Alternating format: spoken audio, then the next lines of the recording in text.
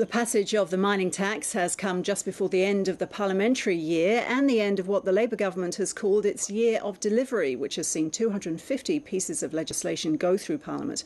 Let's go back to political correspondent Greg Jennett now. So, Greg, where is the government going to find this money that got the Greens on board on the mining tax?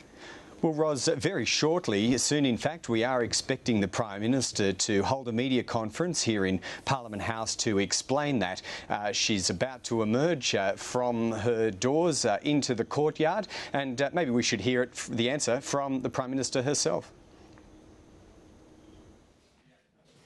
Thank you very much. I'm joined this morning by the Deputy Prime Minister and Treasurer, by the Minister for Resources, Energy and Tourism and by the Assistant Treasurer. As a Labor government, when the global financial crisis hit, we were determined to protect Australian jobs. We acted to protect Australian jobs and to keep Australians working. Now, during this phase of our economy's growth, we are determined to share the benefits of the resources boom. Australians are well aware that there is a resources boom underway, with resources prices high, with some of our biggest miners making record profits, with hundreds of billions of dollars of investment in the pipeline. But many Australians have thought to themselves, well, what does this mean for me? These are the mineral assets in our grounds that can only be dug up once. They can only be dug up and sold once.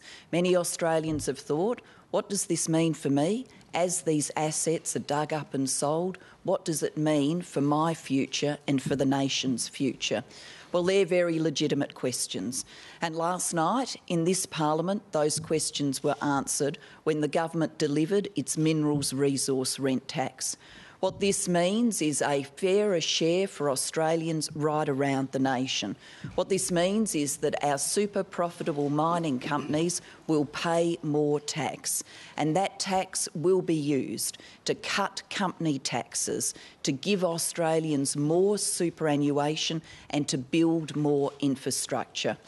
This is about a fair deal across the nation for Australians from the benefits of the mining boom.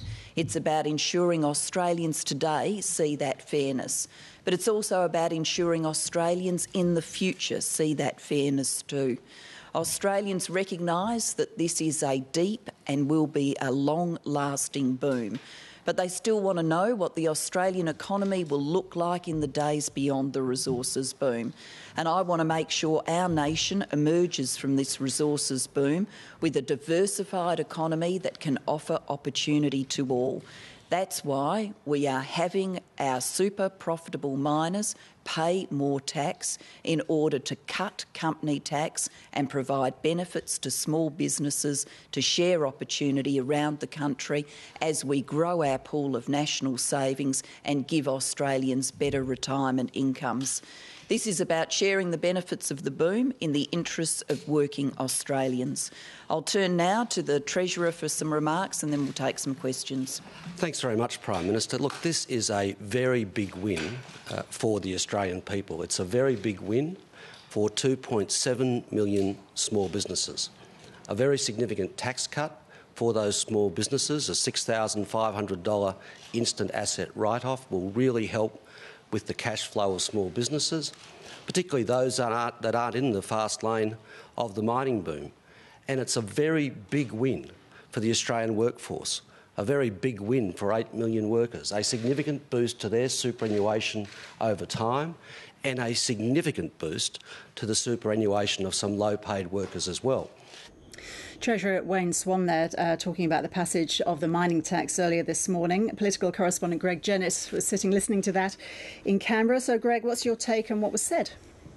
Well, look, that's the Prime Minister's pitch about a year of delivery and the major benefits, as she would see them, of the MRRT, the Minerals Resource Rent Tax. Now, interestingly, she hasn't yet gone on to explain what it was that she managed to do last night to bring Bob Brown and the Greens back on board. What she had to do was find about $20 million worth of savings to their liking. And what she came up with is a tax break that had been awarded deferred in the May budget to subsidiaries of foreign banks. Now, it's a fairly obscure measure, this one, but what they're doing is deferring it by 1 year.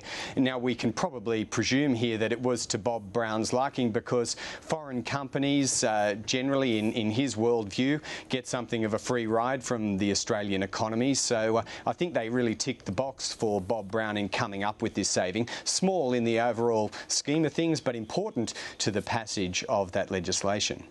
Greg, thank you. Thank you.